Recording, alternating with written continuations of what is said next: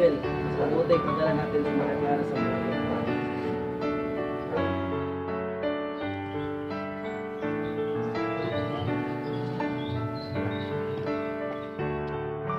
Minsan mas mabuti ipapadala natin siya sa San Diego.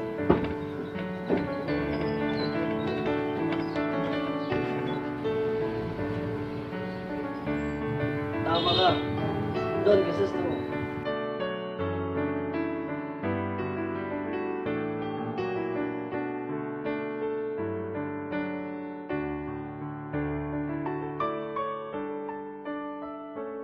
Agad na lumayo at nagtago si Maria Clara dahil sa pagkakahiya.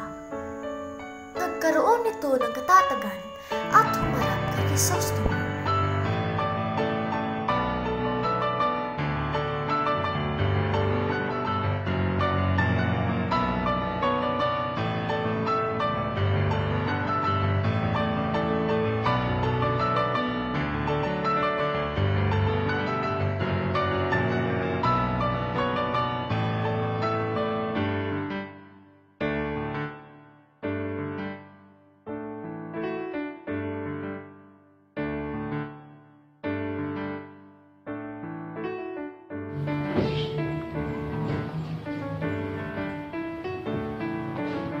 Mabuti nga dyan kayo mag-usap sa nakita ng kapitbahay. Lagi mo ba akong naaalala? Kahit minsan ba hindi mo ako nalimot sa ibang bansa? Marami ka bang lungsod ng narating at marami kang babae nakilala? Maari ba kitang malimot? Paano ko malilimutan ang isang sumpa? Isang banal na sumpa. Sabi mo, nawalan ka ng ina. Ako'y hindi nagkaroon ng ina kailanman at nakisalo sa aking pagduha.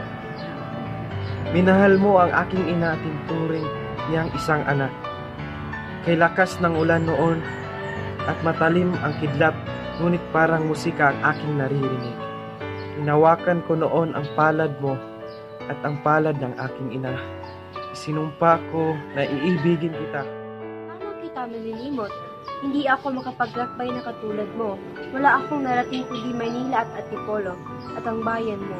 Ngunit mula nang magpaalam ako sa iyo bago pumasok sa kumpento ay lagi kitang naaalala at hindi kita nilimot kahit inuutos ng aking kupensor na limutin kita.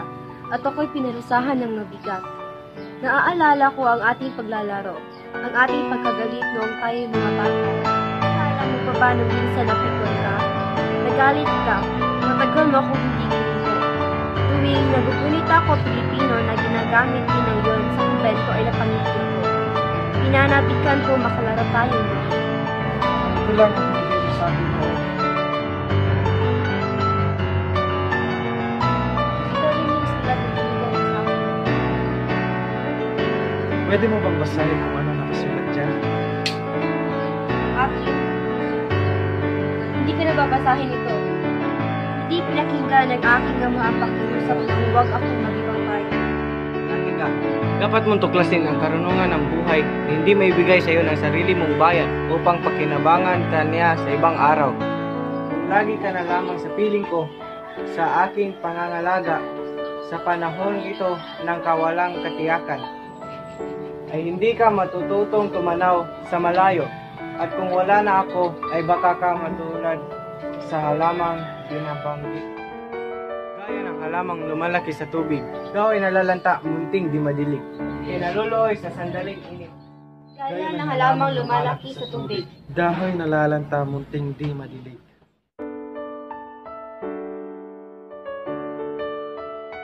Dahil sa iyo, may nakalimutan ako. Sige, umuwi ka na lang.